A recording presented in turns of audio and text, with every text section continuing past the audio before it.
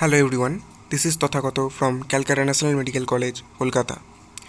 तो यार मैं अपने कम्युनिटी पोस्ट पे कुछ सवाल डाला था, बेसिकली दो ही सवाल डाला था, लेकिन उसके जो आंसर्स मैंने देखे तो वो काफ़ी ज़्यादा डिसहार्टनिंग था।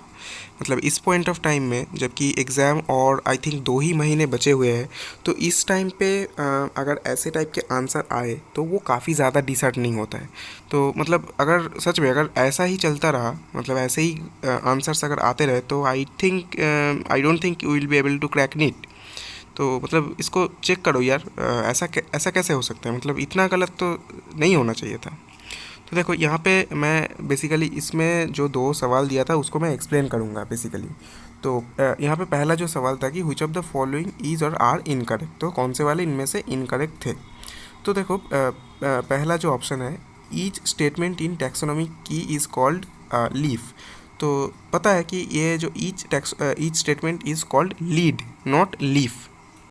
और इसमें अराउंड 46% ऑफ द आंसर्स गया है, जो कि ठीक है, इसको ये तो इनकरेक्ट है। लेकिन बहुत सारे लोग सेकेंड ऑप्शन पे गए ही नहीं।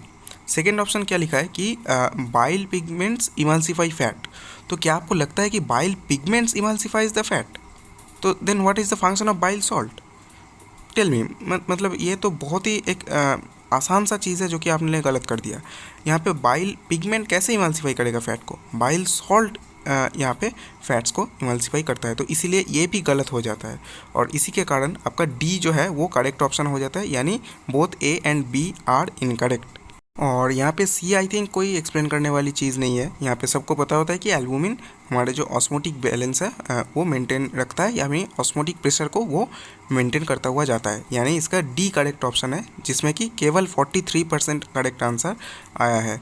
यहाँ तक कि 46% जो है वो लोग सिर्फ ए पे मार्क किया है, जो कि काफ़ी ज़्यादा डिसहार्टनिंग है कंसीडरिंग एक सिंपल एनसीईआरटी बेस्ड सवाल। तो अब हम लोग अगर दूसरा क्वेश्चन जो मैंने डाला था उसमें आए, तो इसमें हाँ, इसमें करेक्ट परसेंटेज काफ़ी ज़्यादा है, लेकिन फिर भी इस लेवल के क्वेश्चन में जितना करेक्ट परसेंटेज मैं एक्सपेक्ट कर रहा था या फिर जितना होना चाहिए था उतना नहीं है। मतलब ऐसे टाइप के सिंपल क्वेश्चन में अगर सिर्फ 61% करेक्ट आंसर आए तो that is quite disheartening. Question क्या पूछा कि which of the following is correct regarding muscle contraction. तो मसल कॉन्ट्रैक्शन के बारे में कौन से वाले इसमें से करेक्ट है? तो पहला ऑप्शन दे रखा है कि actin and myosin filament both shorten during contraction. तो ये जो 17% जो है, मतलब मुझे कुछ समझ नहीं आ रहा है कौन है ये लोग, कहाँ से आते हैं ये लोग। मतलब आप लोगों को लग रहा है कि वो शॉर्टेन होगा? यहाँ पे बेसिकली ये एक एनसीईआरटी का डायरेक्ट स्टेटमेंट है कि the actin and myosin filament do not shorten, rather slide past each other, that is why it is called what, it is called the sliding filament theory. तो इसमें 17% लोग कैसे answer दे दिया मुझे पता नहीं है।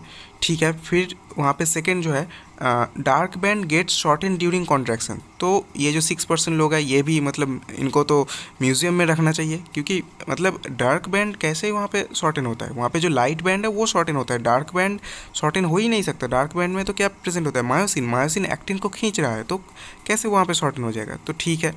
इसके बाद जो है हेवी मेरोमायोसिन कॉन्टेंट्स एटीपीएस एक्टिविटी। तो पता है कि हेवी मेरोमायोसिन जो है उसमें ग्लोब्यूलर हेड होता है जहाँ पे एटीपीएस एक्टिविटी प्रेजेंट होता है, जहाँ पे एटीपी बाइंड करता है।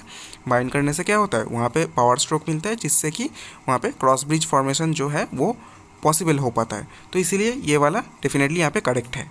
इसके बाद अगर हम लोग फोर्थ ऑप्शन पे आए, जहाँ पे फिर से 17% ऑफ द लोगों ने आंसर दिया, तो मतलब ये भी कैसे आप लोग दे सकते हैं, तो मुझे कुछ समझ नहीं आ रहा है।